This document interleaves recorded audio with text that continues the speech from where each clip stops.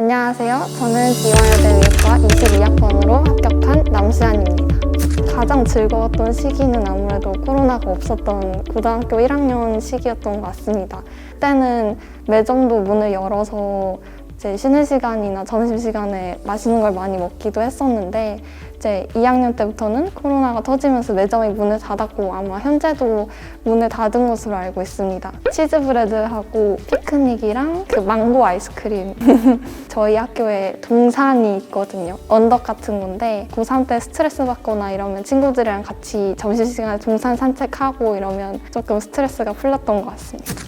달력을 활용해서 공부 계획을 세웠습니다. 달력이 이렇게 일주일이 딱 나와 있으니까 6일간 딱 월화수목금 토요일 동안 할 일들을 쫙 적어놓고 일요일에는 이제 평일에 제가 조금 무리한 계획을 세운 날이 있거나 하면은 그 못한 계획을 보충하는 형식으로 공부를 진행을 했습니다. 이렇게 달력을 활용해서 플래너 쓴 거 말고도 저는 백지복습이라는 걸 많이 활용을 했는데 백지복습은 학교 수업 시간이나 제가 자습하면서 공부한 내용을 백지에다가 A4 용지에 다시 적어보는 공부법인데 이렇게 하면은 기억 속에 완전히 남아있는 내용이 뭔지 그리고 잘 기억하지 못하는 내용이 뭔지 딱 구분이 돼서 공부할 때 많이 도움이 되었던 것 같습니다.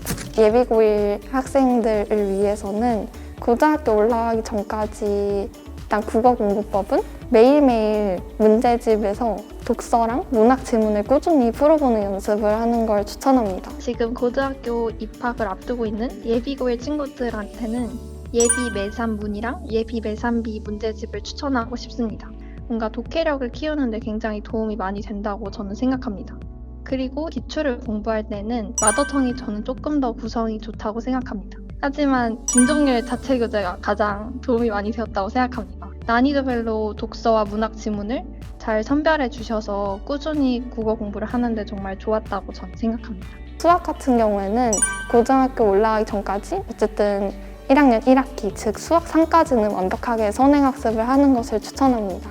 이렇게 선행학습을 하고 가면 아무래도 내신 기간에 조금 더 편안하게 임할 수 있기 때문에 그렇게 하는 것을 추천드리고 내신 공부법의 경우에는 사실 많은 학생들이 교과서를 간과하는 경우가 있는데 교과서 문제를 많이 풀어보는 것을 굉장히 강조하고 싶습니다. 교과서 문제에서 시험 문제가 가장 많이 나오기도 하고 교과서 문제를 빠르게 풀어야 다른 킬러 문항까지도 건드릴 수 있기 때문에 꼭 교과서 문제 열심히 풀어보셨으면 좋겠습니다. 과학 같은 경우에는 과목별로 사실 공부법이 조금 다른데 일단 고등학교 올라가기 전에 통합과학 강의를 인강을 1회독 정도 하시면 도움이 되실 것 같습니다.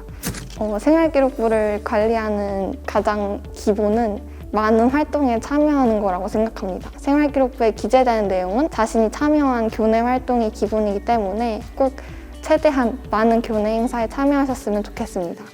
저 같은 경우에는 우선 활동 보고서를 기록을 되게 열심히 해서 제 선생님들께서 사실 학생들이 많다 보니까 한 명 한 명이 어떤 거에 관심이 있고 어떤 활동에서 이렇게 적극적으로 참여를 했는지를 잘 모르시는 경우가 있어서 제가 뭔가 정말 기록이 되었으면 좋겠다 싶은 내용들은 그렇게 작성한 보고서를 선생님께 제출을 하고 제가 이런 분야에 관심이 있고 이런 활동에 참여했을 때 뭘 느껴서 이런 부분이 기록이 되었으면 좋겠다라고 직접적으로 말씀드렸던 경험이 되게 많았습니다.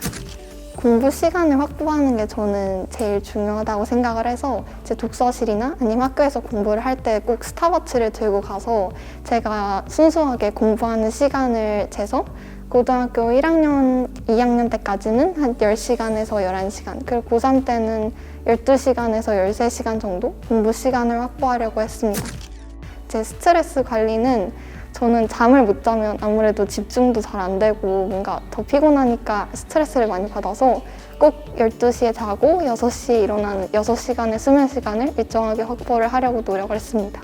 그리고 고3 때 스트레스를 관리하기 위해서 아까 말씀드린 것처럼 산책을 하는 날도 있었고 정말 너무 힘들다 하는 날은 그냥 하루 푹 쉬었습니다.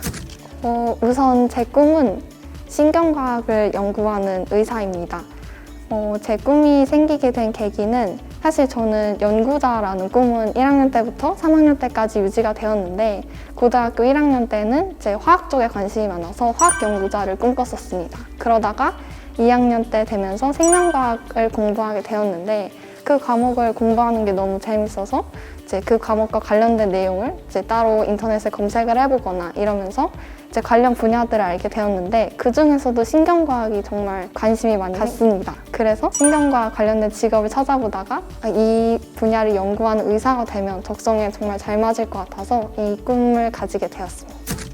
우선 고등학교에 올라가면 제 생활기록부에 아무래도 진로 관련된 내용을 많이 채워야 한다고 생각하니까 당장 꿈을 정해야 한다는 부담을 느낄 수도 있는데 그러지는 않으셨으면 좋겠습니다. 우선 저처럼 고등학교 1학년 때랑 2학년 때 꿈이 달라질 수도 있고 사실 고등학교를 졸업한 이후에도 제 친구들도 꿈을 정하지 못한 경우가 있어서 꿈을 꼭 당장 정해야 된다는 부담은 정말 안 느끼셨으면 좋겠습니다. 그리고 꿈을 정하는 꿀팁 같은 거 사실 없다고 생각하지만 우선 자신이 공부했을 때 나름 재밌는 과목들을 찾아보고 그 과목 관련된 내용을 또 인터넷에 검색을 해보거나 이러면 꿈을 정하는 데 조금 도움이 되지 않을까 생각합니다.